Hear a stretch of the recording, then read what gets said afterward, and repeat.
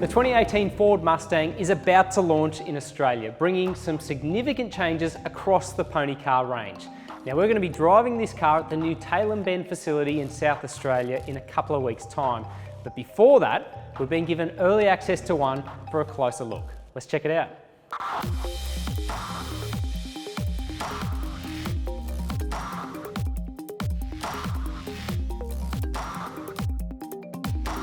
The Mustang is already the most popular sports car on sale in Australia, and for 2018, Ford has tried to broaden its appeal with the introduction of a more powerful V8 engine, a new 10-speed automatic gearbox, and loads more technology, even a drag strip function.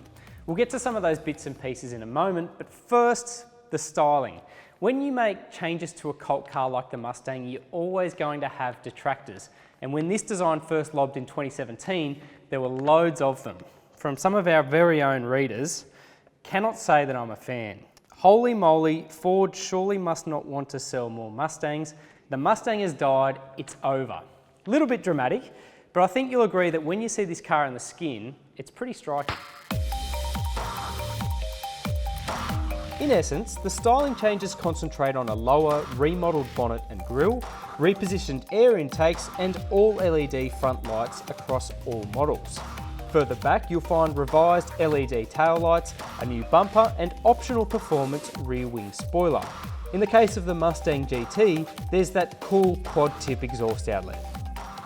The Mustang safety suite is likewise improved in the facelift.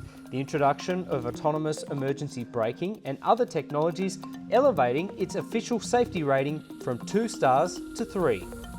Inside there are a couple of key changes, but in honesty there's nothing that really transforms the feel of the car. The standout for me is this new 12-inch digital instrument cluster. It's not that different from Audi's virtual cockpit display, and ironically it's activated at the push of a single button on the steering wheel, not dissimilar to BMW's M mode function. Basically, the new layout gives you umpteen different layouts and ways to view all the key information in the instrument cluster. It basically lends the car added personalisation from behind the wheel. So Tom, we're now seeing 339 kilowatts, 556 newton meters from that 5-litre V8. How has Ford extracted more mumbo? As part of the new upgrade for the 2018 Mustang, we've seen a significant upgrade under the bonnet, which leads to a power output of 339 kilowatts and 556 newton meters. So that's a 10% out power upgrade. That's mostly due to the introduction of a new dual fuel system, which uses port fuel injection at lower RPM for smooth, quiet running and great torque, and direct injection at high revs when high performance is needed.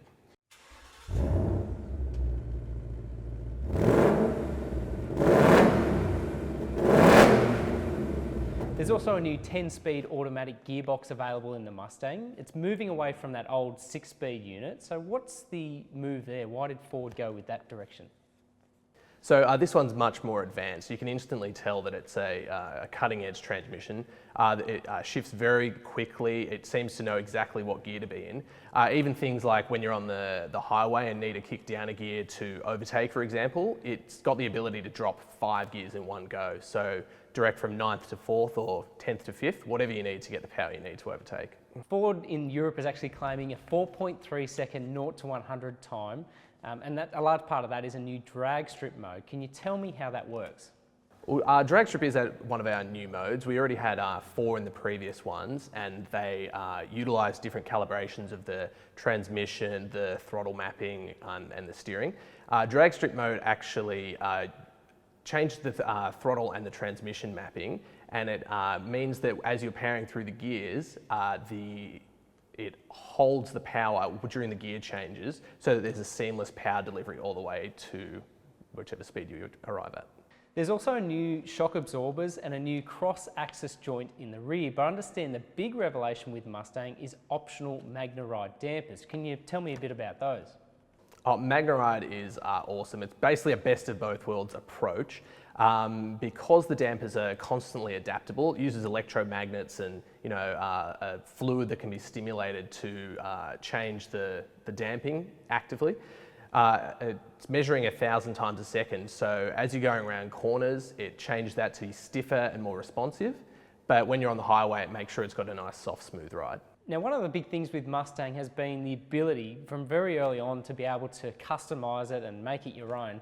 And that's really take a step forward with this latest incarnation of Mustang. Can you tell me about some of the options that are available? The Magna and Recaro racing seats are a great performance improvement for the Mustang and a way that you can customise it to be your own. But there's also appearance personalisation options. With both the EcoBoost and the V8 models, you can choose between two different wheels. On the GT, you can actually option up forged aluminium wheels, which are both stronger and lighter and have a different appearance to the standard black rims. And you can also option over-the-top stripe in white, as we see here, or black. And you can option a rear spoiler. So it's definitely the most customisable Mustang we've offered in Australia. Well, clearly there's no such thing as a free lunch. And as such, Mustang prices have risen as much as $9,000 for 2018. So entry into the stable will now set you back $49,990 for the 4-cylinder EcoBoost, with the GT Fastback now priced at $62,990. As for whether the latest additions are worth the added coin, well, I hope to give you a more definitive answer from Tailem Bend in a couple of weeks' time.